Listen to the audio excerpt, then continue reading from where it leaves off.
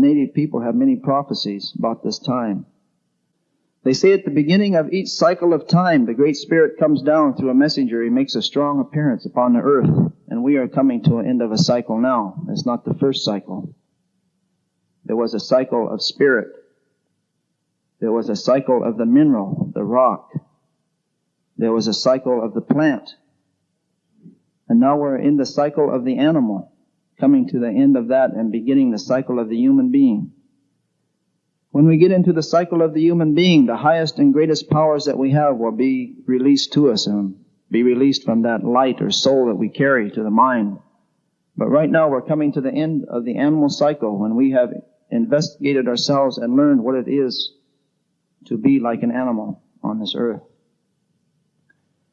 And at the beginning of this cycle of time, long ago, the Great Spirit came down and He made an appearance. He gathered the peoples of the earth together. They say on an island that is now beneath the water. And He said to the human beings, He said, I'm going to send you to 4 directions. And over time, I'm going to change you to 4 colors. But I'm going to give you some teachings, and you will call these the original teachings. And when you come back together with each other, you will share these so that you can live and have peace on earth, and a great civilization will come about. And He said, during this cycle of time, I'm going to give each of you 2 stone tablets. And He said, when I give you those stone tablets, don't cast them upon the ground. Because if any of the brothers and sisters of the 4 directions and the 4 colors cast their stone tablets on the ground, not only will the human beings have a hard time, but almost the earth itself would die. And so He gave us each a responsibility, and we call that the guardianship. And to the Indian people, the red people, He gave the guardianship of the earth.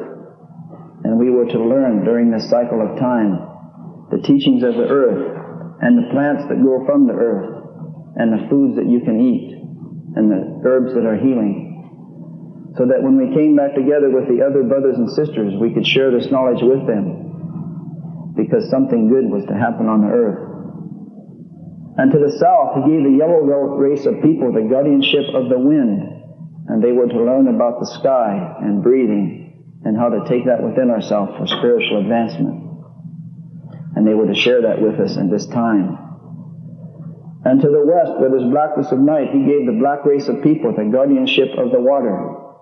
And they were to learn the teachings of the water, which is the chief of the elements.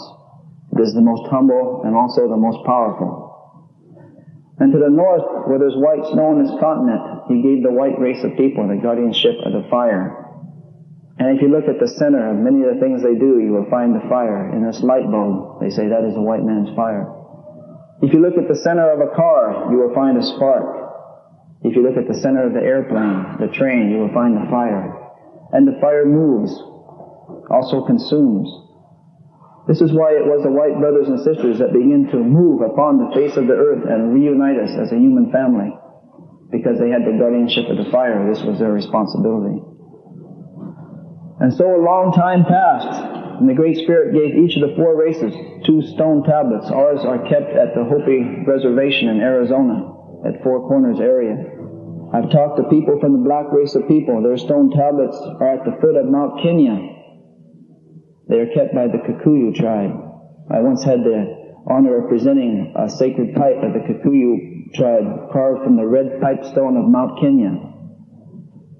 One time I was at an Indian spiritual gathering. A medicine man from South Dakota put a beaded medicine wheel in the middle of the gathering, and it had the 4 colors and the 4 directions. And he asked the people, where is this from? And they said, oh, probably Montana, South Dakota, maybe Saskatchewan. He said, this is from Kenya. It was beaded just like ours, same colors. The stone tablets of the yellow race of people are kept by the Tibetans in Tibet. And the guardians of the traditions of the people of Europe are the Swiss. In Switzerland, they still have the mask day when each family brings out its mask. They still know the colors of their families. They still know their symbols, some of them. Each of these 4 keepers happen to be people that live in the mountains. If you went straight through the Hopi reservation to the other side of the world, you would come out in Tibet. The Tibetan word for sun is the Hopi word for moon, and the Hopi word for moon is the Tibetan word for sun, because they're on the opposite sides of the world.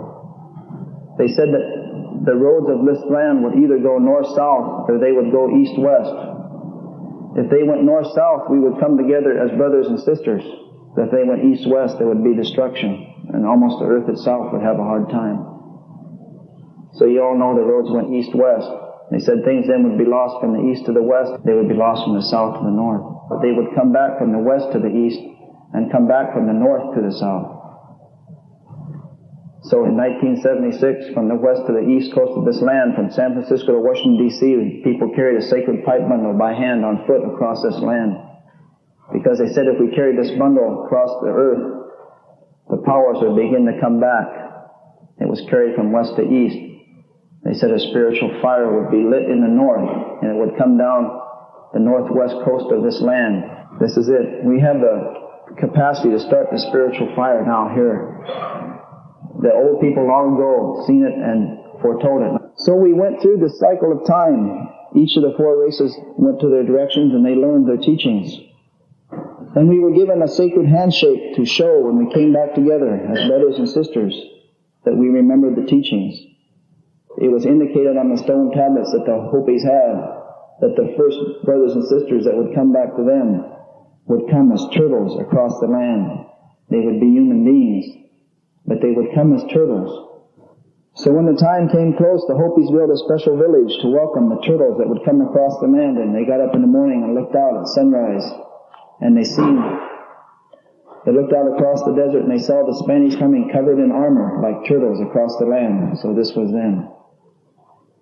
So they went out to the Spanish man and they extended their hand, hoping for the handshake, but into the hand the Spanish man dropped a trinket. And so word spread throughout North America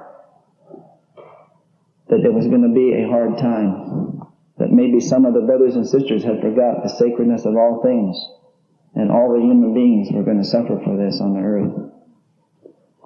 So tribes began to send people to the mountains to have visions, to try to figure out how they could survive. At that time there was 100,000 cities in the Mississippi Valley alone called the Mound Civilization. Cities built on great mounds. Those mounds are still there. There was 100,000 cities of native people. And they were wondering how they could survive, live off the land, because they knew a hard time was going to come. They began to send people to have visions to see how we could survive this time.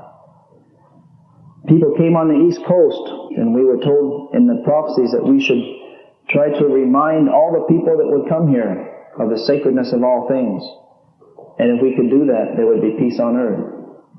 But if we did not do that, when the roads went clear from east to west, and when the other races or colors of the earth had walked clear across this land, if by that time we had not come together as a human family, the Great Spirit would grab the earth with His hand and shake it.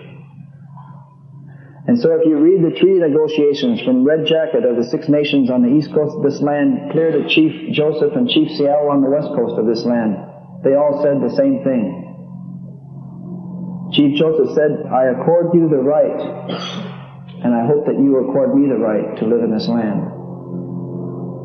We always were trying to live together. But instead of living together, you all know there was separation, there was segregation. They separated the races, they separated the Indians, and they separated the blacks.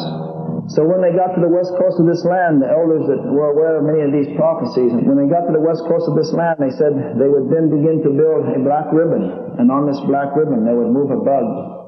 And when you begin to see this bug moving on the land, that was a sign for the first shaking of the earth. And this first shaking of the earth would be so violent that this bug would be shaken off the earth into the air, and it would begin to move and fly in the air. And by the end of this shaking, this bug would be in the air around the world. And behind it would be a trail of dirt. And eventually, the whole sky of the entire earth would become dirty from these trails of dirt. And this would cause many diseases that would get more and more complicated. So the bug moving on the land, of course, it's easy to see now. In 1908, the Model T Ford was mass-produced for the first time. So the elders knew the first shaking of the earth was about to come about. That's the First World War. In the First World War, the airplane came into wide usage for the first time. That was the bug moving into the sky. And so then they knew that something very important would happen. There would be an attempt to make peace on earth on the west coast of this land. And so the elders began to watch for this. And they begin to hear that there was going to be a League of Nations in San Francisco. So the elders gathered in Arizona around 1920 or so, and they wrote a letter to Woodrow Wilson, and they asked if Indian people could be included in the League of Nations. At that time, the United States Supreme Court had held that a reservation is a separate and semi-sovereign nation, not a part of the United States, but protected by it. And this was of concern because people didn't want the reservations to become more and more separate. They didn't want them to be considered nations. So they did not write back, and the native people were left out of the League of Nations. So that circle was incomplete. In the League of Nations circle, there was the southern door, the yellow people. There was the western door, the black people. There was the northern door, the white people. But the eastern door was not attended. And the elders knew that peace would not come on earth until the circle of humanity is complete. Until all the four colors sit in the circle and share their teachings, then peace will come on earth. So they knew things would happen. Things would speed up a little bit. There would be a cobweb built around the earth, and people would talk across this cobweb. When this talking cobweb, the telephone, was built around the earth, a sign of life would appear in the east, but it would tilt and bring death. It would come with the sun. But the sun itself would rise one day, not in the east, but in the west. So the elders said, when you see the sun rising in the west, and you see the sign of life reversed and tilted in the east, you know that the great death is to come upon the earth. And now the Great Spirit will grab the earth again with His hand and shake it. And this shaking will be worse than the first. So the sign of life reversed and tilted, they called that the swastika. And the sun rising in the west was the rising sun of Japan. These two symbols are carved in stone in Arizona. When the elders seen these two flags, these were the signs that the earth was to be shaken again. And the worst misuse of the guardianship of fire is called the gourd of ashes. They said a gourd of ashes will fall from the air. It will make the people like blades of grass in a prairie fire, and things will not grow for many seasons. The elders tried to contact President Roosevelt and ask him not to use the gourd of ashes because it would have great effects upon the earth and eventually cause an even greater destruction in the third shaking of the earth, the Third World War. So they knew that after the second shaking of the earth and they saw the gourd of ashes fall from the sky, they knew then they would be trying to make peace on the other side of this land. And because the peace attempt on the west coast had failed, they would build a special house on the east coast of this Turtle Island, North America. And all the nations and the peoples would come to this house, and it would be called the House of Mica. It would shine like the mica on the desert shines. So the elders began to see they were building the United Nations made out of glass that reflects like the mica on the desert. So they knew this is the House of Mica, and all the peoples of the earth should go to it. So they met and talked about this. They said that in 1920s they had written and they had not been responded to, so this time they said we better go to the front door of the House of Mica because things might get a lot worse. So elders representing a number of tribes, I believe, drove to New York City. When the United Nations opened, they went to the front door of the House of Mica. And they said these words, we represent the indigenous people of North America and we wish to address the nations of the earth. And they said, we're going to give you 4 days to consider whether or not we will be allowed to speak. And they retreated to one of the Six Nations reserves in New York State. The Six Nations reserves are the keepers of the great law of peace of the prophet that appeared here in North America, Daganawida. And this great law of peace is still recited. It takes 4 days between sunrise and noon each year in Indian by memory. It's recited about this time of year. 4 days later they came back, and I believe the nations of the earth, they heard that the Indians had come to the door, and they voted to let the Indians in. They wanted to hear what they had to say. But the United States is one of 5 nations, and the United Nations with a veto power, and still they were concerned because this time the native sovereignty was even stronger. And I believe they vetoed the entrance of the native people. So then they knew other things would happen on the earth, and the United Nations would not bring peace on earth, but there would be continuing and deepening confusion, and that the little wars would get worse. So they retreated to the Six Nations Reserve, and they talked about this, and they said the time is really getting close now, 1949. They said, we're going to divide the United States into 4 sections, and each year we're going to have a gathering, and we're going to call these the White Roots of Peace gatherings. They begin to have these around 1950. And they authorized certain men to speak in English for the first time about these prophecies. One that I used to listen to many times over and over was Thomas Benyaka. He was a HOPI. He is a HOPI man who was authorized to speak in English about what was on the stone tablets. And he spent his lifetime, has dedicated his lifetime to doing this. And they begin to tell us at these gatherings, they said, in your lifetime you're going to see things happen. It was strange when they said it in the 1950s and 1960s, but now it seems very clear, but then it was unusual. They said you're going to see a time in your life men are going to become women. They said the Great Spirit, He's going to make a man on the earth. He made him a man, but this man's going to say, I know more than the Great Spirit. I'm going to change myself to be a woman. And they will even nurse children. They said the Great Spirit's going to make a woman on this earth. She's going to say, I know more than the Great Spirit. I want to be a man. And she will be physically a man. This sounded strange. They said, you're going to see a time in your lifetime, the human beings are going to find a blueprint that makes us. They're going to find a blueprint that makes us. They call that now DNA, dinucleic acid. And they said they're going to cut this blueprint. They call that now genetic splicing. They said they're going to make new animals upon the earth, and they're going to think these are going to help us. And it's going to seem like they do help us. But maybe the grandchildren and great-grandchildren, they're going to suffer. I don't know if you heard on the news last month, in the United States now, they have genetically spliced a new germ, never before released in the environment. They want to release this germ into the cotton fields of the South they say it will rejuvenate and strengthen the cotton. They had scientists on the CBS Evening News the other night talking about it, and one scientist, he said what the elders said in 1950. He says, this will not harm us. We put it in a lot of tests. And the other scientist, he said what the elders also said. He said, no, this has never before been in the environment. We have no idea what it will do. But the elders spoke of it long ago. They said it will seem harmless, but it may be it will hurt the great-grandchildren. The elders said long ago, they will release these things. They will use them. This is going to be released not too long from now. They're making new animals. The elders talked about this. They said, you will see new animals, and even the old animals will come back. Animals that people thought had disappeared. They will find them here and there. They begin to reappear. They said, you will see a time, about this time, they said, there's going to be a time when the eagle will fly its highest in the night and it will land upon the moon. Some tribes say the eagle will circle the moon. Some tribes say the eagle will fly its highest in the night. And at that time, they say, many of the native people will be sleeping, which symbolically means they have lost their teachings. Or some tribes say it will be as if they're frozen. They've been through the long winter.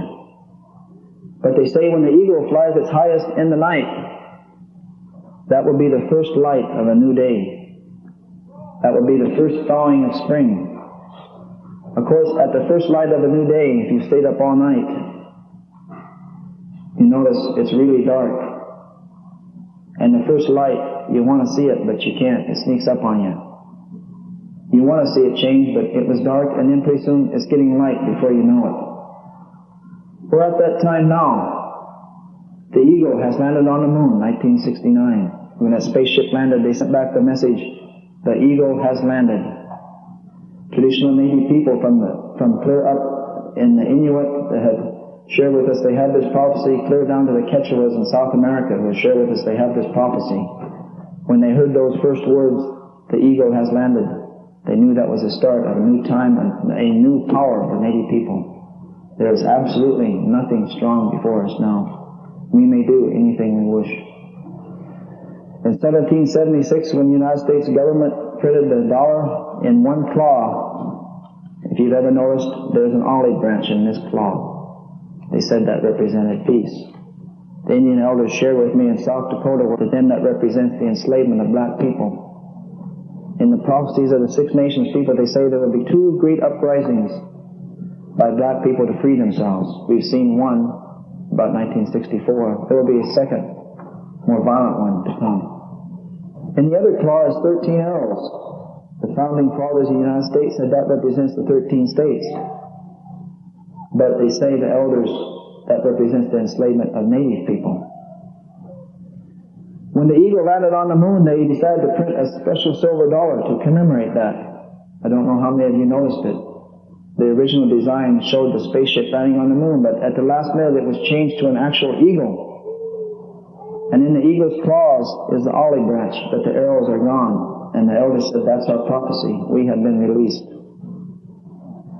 There was one more uprising coming for the black race of people, and then they will be released. And this is also going to have an effect on native people, a good effect. But we're in that time now. We're between the first light of a new day and the sunrise. The sunrise is about to come. When it comes up, everyone is going to see it.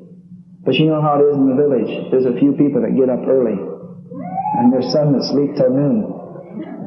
And he said, when that eagle lands on the moon, the powers begin to come back to us. And you know, as an alcoholic person, I feel that one of our greatest diseases is alcoholism.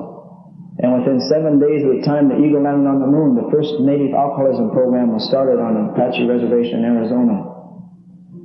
Within 7 days of the time the eagle landed on the moon, the Freedom of Indian Religion Act was introduced into the United States Congress. In 1978, it was signed by President Carter. I believe it was November 10th. It was punishable at one time to go to jail for 10 years and or a $10,000 fine for singing a song or doing a sweat.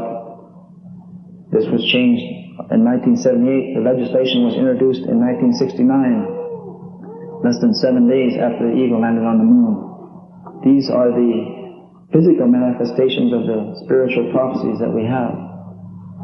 So he said at this time you're going to see things will speed up. The people on the earth will move faster and faster. Grandchildren will not have time for grandparents.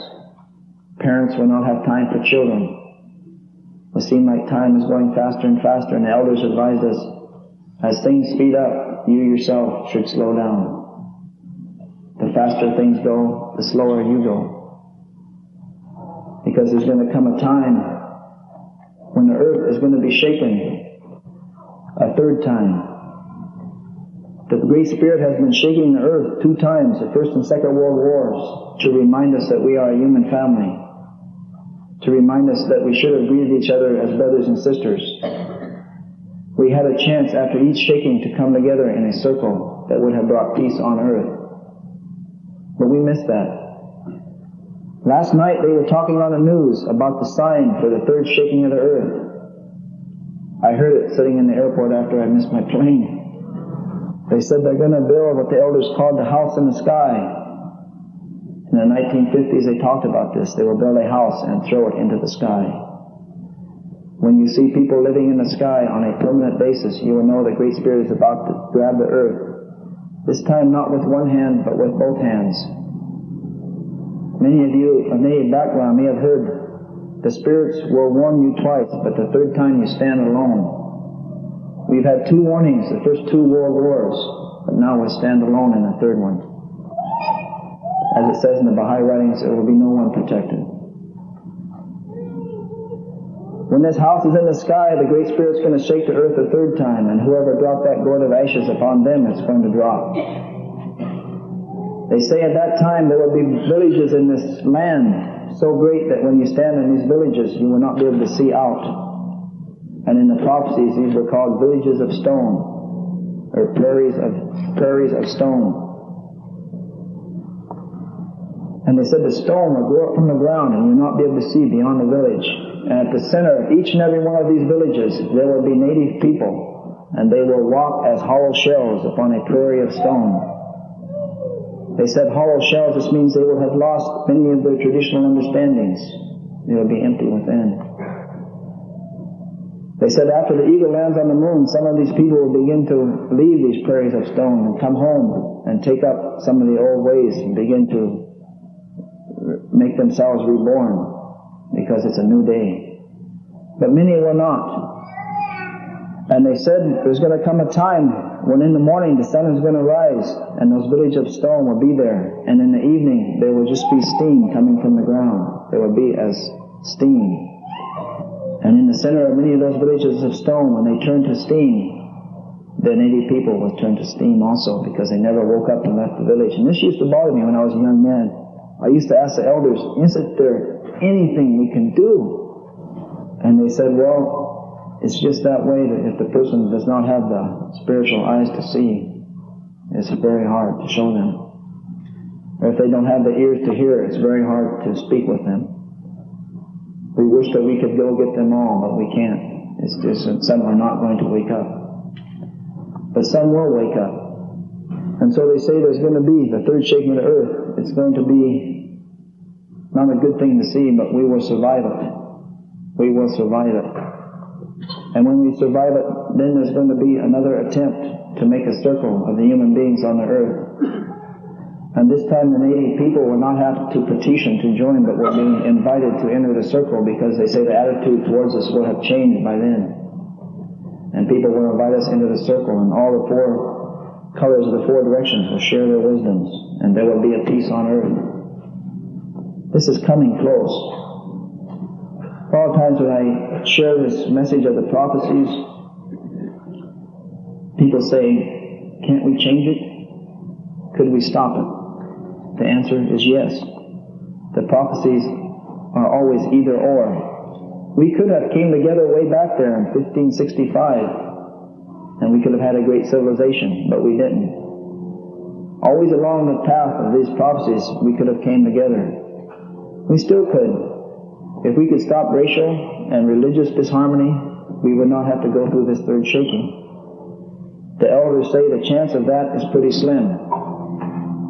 It seems to me like it's pretty slim too. But they say what we can do is we can cushion it. The word we use is cushion. We can cushion it. So it won't be quite as bad. How do we do this?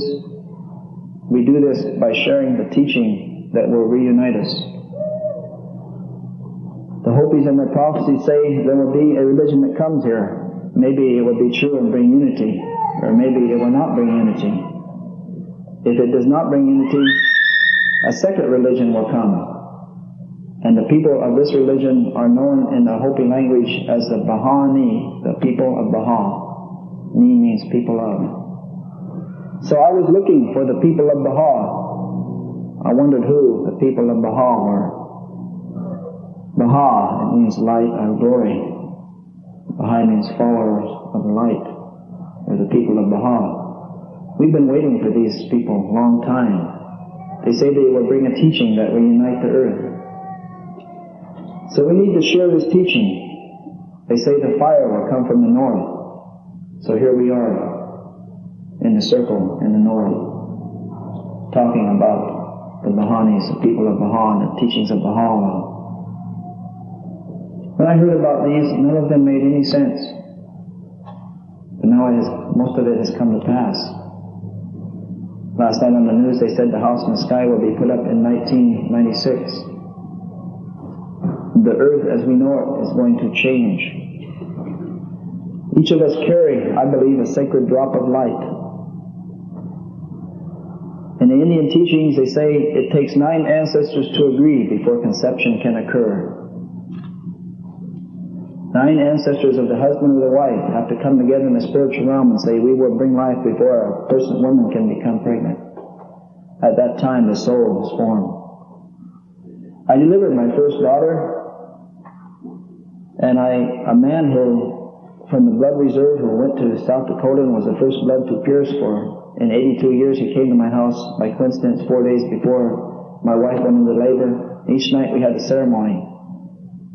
And on the morning after the 4th ceremony, my wife went into labor at sunrise. And that night, at sunset, the daughter was born. And I took her out and I cut the cord, and I noticed that at the Sundance that the Lakota people do in South Dakota, They pass that pipe 3 times and they don't take it in the 4th time. And even in Washington, I've heard the coming of a child is like the coming of a new pipe. And when I was delivering my daughter, I happened to notice that the skull came out 3 times. And on the 4th time, her head came out like the coming of a pipe. So I took her out and I cleaned her up and I washed her, and first I put her on another instantly. But then after a few minutes, we washed her up. There was a circle of people just about like this around my wife and praying, and people with different backgrounds. And we looked up, and through the ceiling came a small drop of blue light. When it got close to the child, you could not see it. That was her soul. She would carry that light throughout earth. In that is her special uniqueness as a being, her spiritual power. In that are her gifts. After we go through, and then we carry it back here, and it radiates to the mind, but for some reason in this cycle, we've been in the lower natures, the animal part, but now we're going into the human world, and the mind is going to be opened up to the radiance of that, our own soul. And the cycle of the human beings is going to come about. And something so good is going to happen on this earth that cannot even be described. The elders say it in different ways. They say something like this. They say, there will be grass at that time when they make that circle and bring the peace on the earth. There will be blades of grass that have not quite come through the earth. Even they will try to push themselves up to be part of that day when the sun rises. They say out here outside this building, long before there was the fairgrounds here, there were native people. They say many of these native people in different tribes, they were aware of these things, and they told their children. Their children grew up. You know, one time the people came from the HOPIs, scientists came to the HOPIs, and they said, we want to take a piece of the stone tablets. Well, they said, we want to take the stone tablets to a scientific laboratory to determine how old they are. The HOPI said, we know how old they are. Well, the scientist says, we want to confirm it. Well, the HOPIs let them take a little piece, and they did that, the carbon dating method. They found these tablets were at least 10,000 years old, maybe 50. So when I say thousands of years ago there were native people that spoke of these things, that's exactly what I mean. They told their children. And thousands of years ago their children grew up and told their children. And then their children grew up and told their children. And they spoke about the people that will live at this time, and now it is us. We are the ones they spoke of long ago. They say to be allowed to become into creation and live upon the earth at this time is a great honor. In the cycle of time, from the beginning to the end, this time that we're in now, the change, the purification of all things, they say this is the hardest time to live, but it's also the greatest honor to be allowed to live and see this.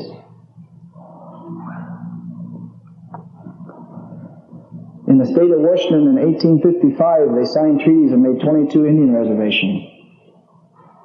They wanted to do it before there was problems. They thought they were advanced at the time. They had learned from what had happened elsewhere. They made 22 Indian reservations, and the elders spoke in 1855, and they said, we're going to become weaker, and you're going to become stronger, and if you wish to break these treaties, you may do so. They said, but there's going to come a time when the earth itself will rise up and purify itself, and this will be announced. It will be announced by the speaking of one of 16 great ones on the west coast of this land. First of the 16 great ones speaks, the purification will have begun.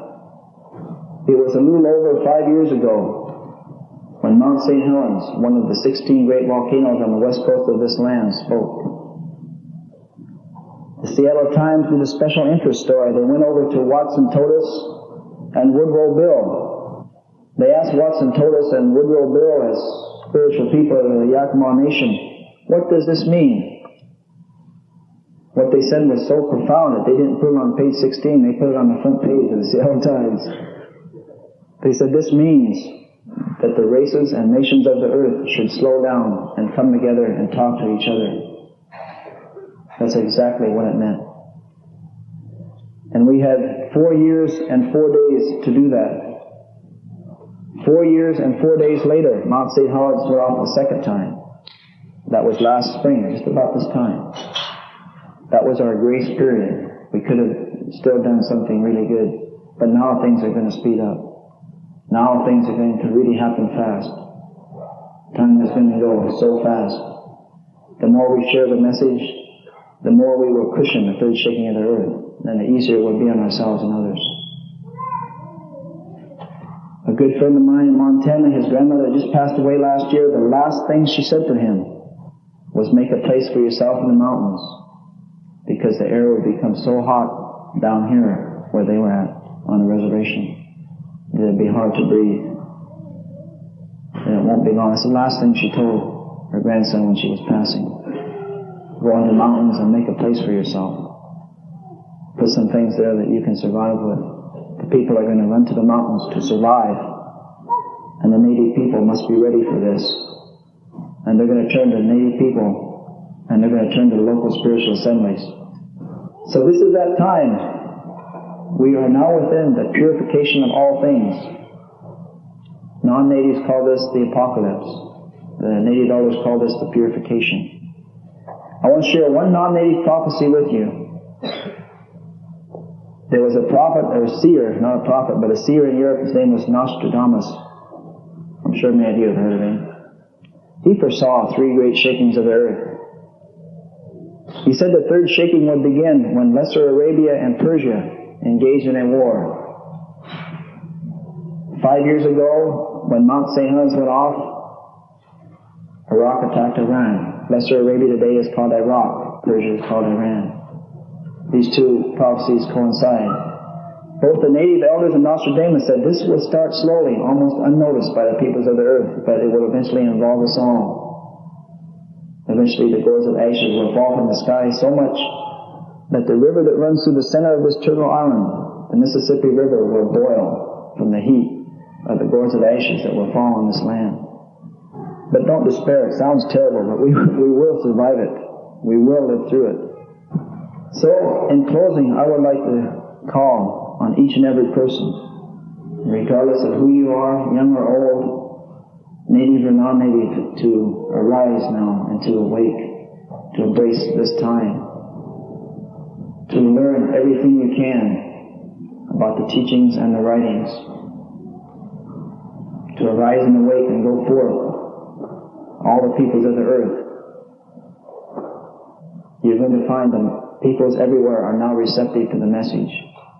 It is time to arise and awake and go forth and teach. There's people out there waiting to hear. Waiting to hear.